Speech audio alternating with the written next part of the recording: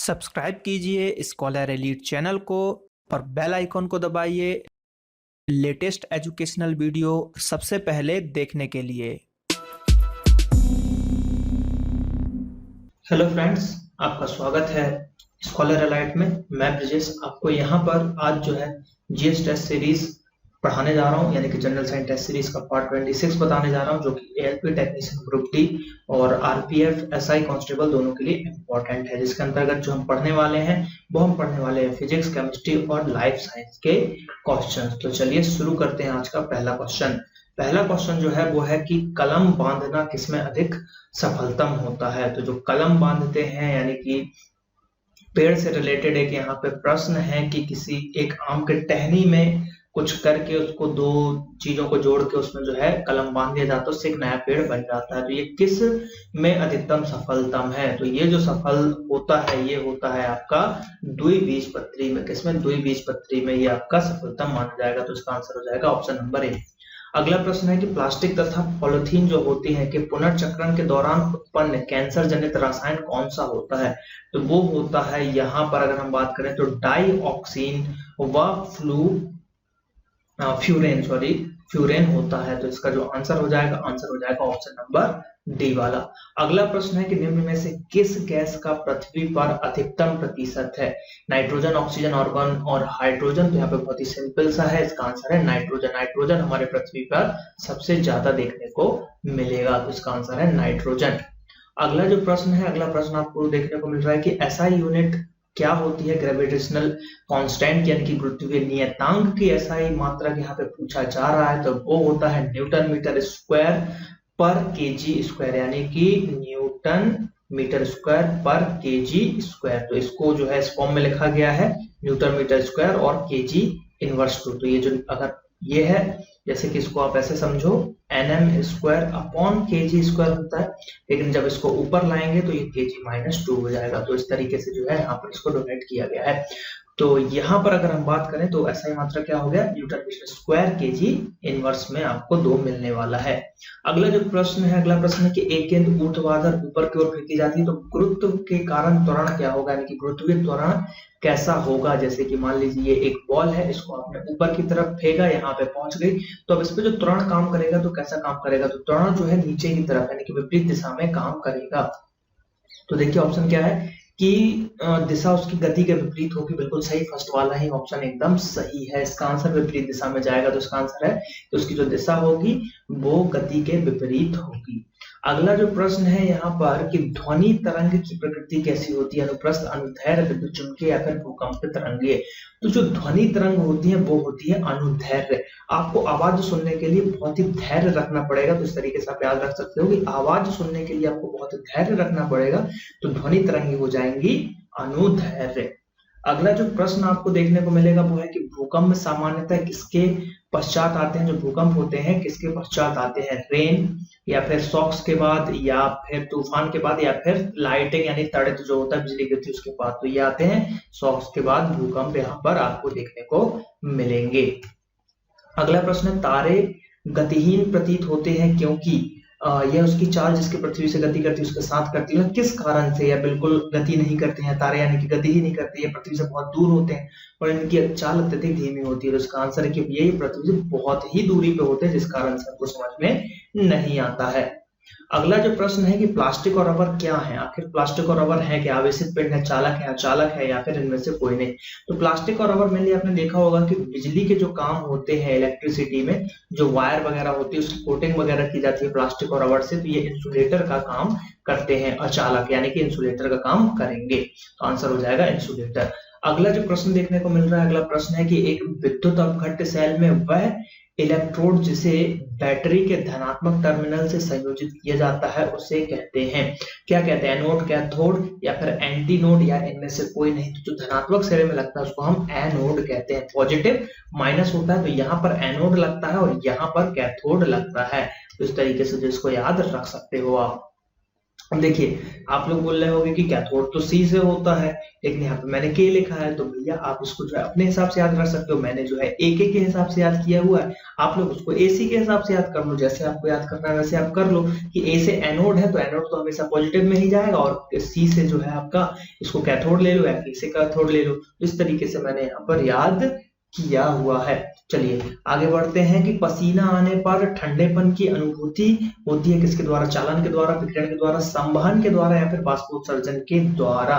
तो ये होता है भैया बाष्पोत्सर्जन के कारण होता है। किसके कारण? बाष्पोत्सर्जन के कारण हमको जो है ठंडेपन की अनुभूति होती है।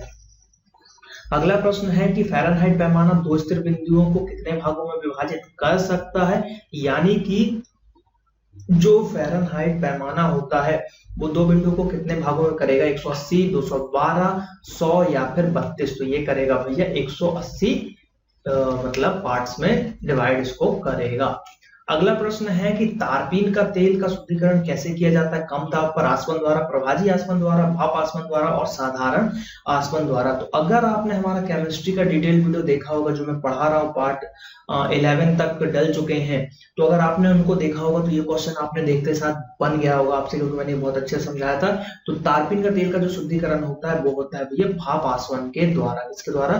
भाप आसवन के द्वारा यहाँ पर होता है। तो ये मैं पढ़ा चुका हूँ, इसलिए यहाँ पर ये बहुत ही इजी हो जाता है।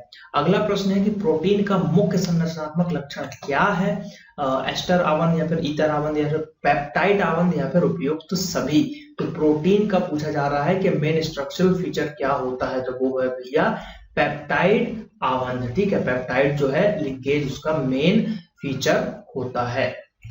अगला प्रश्न है कि डीएनए के एक कुंडली में उपस्थित एडेनिन क्षारक का दूसरी कुंडली में पूरक क्षारक क्या होता है? तो वो होता है भैया यहाँ पर थायमिन। क्या होता है?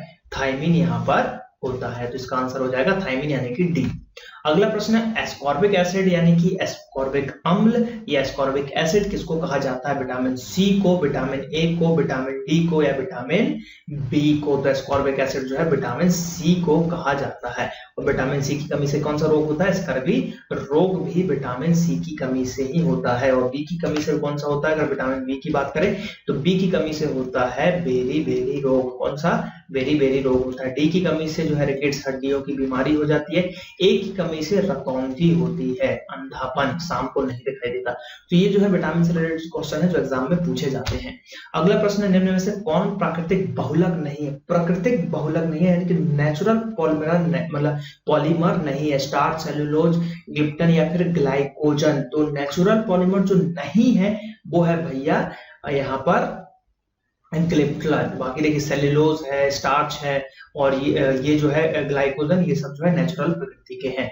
अगला जो प्रश्न है यहाँ पर कि अम्ल वर्षा उन स्थानों पर होती है जहां पर बड़े उद्योग एवं वायुमंडल में SO2 से जो है प्रदूषित होता है। चीड़ के वृक्ष अधिकता, नींबू के पौधे हो या यूकेलिप्टस अधिकता। तो ये पहला वाला जो आंसर एकदम इसका सही है कि भैया SO2 जहां पर होगा और वायुमंडल में वहां पर जो है अम्लीय वर्षा होगी। अगला प्रश्न है कि सजात श्रेणी के लिए क्या सत्य है? इनमें से सभी सदस्यों के रासायनिक गुण समान होते हैं, इनके भौतिक गुण समान होते हैं, इनको एक समान सूत्र द्वारा प्रदर्शित किया जा सकता है, या फिर निकटवर्ती सदस्यों में अणुभार 14 का अंतर होता है। तो इसका आंसर है कि भैया इनके भौतिक गुण समान होते हैं। भौतिक गुण समान होते हैं। होमोजीनियस अगर सीरीज की बात करें तो इसके भौतिक गुण समान होते हैं। तो ऑप्शन नंबर जो आपका यहाँ पर सेकंड वाला है वो सही आंसर होगा। अगला जो प्रश्न मिल रहा है कि तीसरे क्वांटम संख्या की अगर हम बात करें, तीसरे क्वांटम कोष में बात करें, अगर n बराबर 3 होगा तो ये भी अगर आपने हमारा केमिस्ट्री यानी कि केमिस्ट्री, देखो केमिस्ट्री को आप केमिस्ट्री भी पढ़ सकते हो फनी तरीके से। तो केमिस्ट्री की अगर हम बात करें तो केमिस्ट्री या केमिस्ट्री जो पढ़ो, हम लोग केमिस्ट्री पढ़ते हैं इसको, क्योंकि फनी ये आजकल अगर फनी तरीके से आप स्टडी नहीं कर रहे हो तो आप अपना जो है गेन नहीं कर पाओगे, उतना याद नहीं। मजाक मजाक में चीजों को आपको याद करना है। कई ट्रिक में ऐसे फनी बताता हूं जो कि एक बार में याद हो जाता है, उसको हम भूल नहीं सकते। तो यहाँ पर केमिस्ट्री का जो वीडियो था वो वीडियो, उसमें अगर आपने देखा होगा थर्ड या फोर्थ पार्ट में ये जो है क्वांटम संख्या के बारे में बताया था, क्वांटम कोर्स में बताया था कि n बराबर 3 होगा तो क्या होगा। तो अगर इसको बहुत ही अच्छा डिटेल से पढ़ना है तो आप केमिस्ट्री का बिल्कुल डिटेल पार्ट देखें। यहाँ पर मैं बता रहा हूँ कि इसमें कक्षकों में जो इलेक्ट्रॉन होंगे वो होंगे 18 इलेक्ट्रॉन होंगे अगर n बराबर 3 यहाँ पर आपको मिलेगा। अब क्यों मिलेगा वो भी मैं बता देता हूँ। ये इसलिए होता है क्योंकि यहाँ पर जो होता है फॉर्मूला 2n², अधिकतम इलेक्ट्रॉनों की संख्या होती है 2n²। तो यहाँ पर 2 into n की वैल्यू 3 रखोगे और स्क्वायर n एक और 3, 3 देर का 9 दूनी 18। तो इस तरीके से आप इसको निकाल सकते हो। चलिए, तो इसका आंसर हो गया 18। अगला जो प्रश्न है कि मास गैस क्या होती है, CO2, H2, N2 या फिर CH4। तो इसका आंसर है CH4 मीथेन। और ये जो है हाइड्रोजन जो है 4 हाइड्रोजन इसके आबंध रहते हैं सहसंयोजक बल के द्वारा। इस तरीके से इसकी रचना चतुष्फलकीय होती है। ये भी क्वेश्चन पूछा जाता है। तो मीथेन को मार्स गैस भी कहा जाता है। ये क्वेश्चन कई बार एग्जामों में पूछा गया है। अगला जो प्रश्न है कि रक्त का कौन सा भाग रक्त का अधिक आयतन बनाता है, आरबीसीज, प्लाज्मा या फिर ब्लड जो है प्रोटीन होते हैं, रक्त प्रोटीन या श्वेत रुधिर कोशिकाएं। तो ये बनाती है भैया आरबीसीज यानी कि रेड ब्लड सेल्स जो है अधिक आयतन उसकी बनाती है। अगला प्रश्न है अमोनिया का यूरिया में रूपांतरण कहाँ पे होता है, बक में, फेफड़ों में, यकृत में या क्रांत में। तो भैया बक यानी कि किडनी में होता है, इसलिए हमारे जो मूत्र में होता है यूरिया। अब कितना यूरिया होता है ये आपको कमेंट करके बताना है। ये क्वेश्चन मैं एक बार और पूछ चुका हूँ, किसी ने कमेंट नहीं किया था। आई थिंक किसी को भी पता नहीं है। आप लोग की तैयारी बिल्कुल रफ, बिल्कुल खराब चल रही है, कोई मतलब नहीं है, लेकिन मैं पढ़ा देता हूँ कि कुछ मेरे स्टूडेंट है 10-15 जो सिंसियरली पढ़ रहे हैं, कमेंट करते हैं, तो इसलिए मैं उनके लिए यहाँ पर वीडियोस बना रहा हूँ। बाकी तो कोई पढ़ ही नहीं रहा है क्योंकि कमेंट आते ही नहीं है, वीडियो पूरा देखते ही नहीं है। पूरा वीडियो अगर देखेंगे तो क्वेश्चन उनको पता चलेगा, क्वेश्चन पता चलेगा तो सर्च करेंगे तो आंसर देंगे। तो यहाँ पर अगेन ये क्वेश्चन पूछ रहा हूँ कि यूरिया जो है कितने प्रतिशत पाया जाता है हमारे मूत्र में, या आपको कमेंट करके बताना है। चलिए, अगला प्रश्न है कि आकस्मिक घटना के हार्मोन है कौन से, थायरॉक्सिन है, वृद्धि हार्मोन है, एड्रेनलिन है या फिर इंसुलिन है। तो इसका आंसर है भैया एड्रेनलिन जो है आकस्मिक यानी कि इमरजेंसी हार्मोन इसको कहा जाता है। अगला प्रश्न है कि पुष्प में नर अंग कौन सा होता है, बहुत ही फेमस क्वेश्चन कि मेल ऑर्गन जो है फ्लावर में कौन सा होता है, तो वो होता है यहाँ पर पुमंग। कौन सा होता है, पुमंग होता है। और जयांग जो होता है यह फीमेल होता है। यहाँ पर तो याद रखना है कि पुमंग जो है नर अंग कहलाता है। तो यहाँ पर ये 25 क्वेश्चन आपके खत्म होते हैं। आई होप ये क्वेश्चन आपको अच्छे लगे होंगे। अगर क्वेश्चन अच्छे लग रहे हैं, वीडियोस अच्छे लग रहे हैं तो लाइक कीजिए और जो मैंने आंसर पूछे हैं उसको कमेंट करके जरूर बताइए। चलिए, मिलते हैं अगले लेसन में। Thank you. जय हिंद, जय भारत।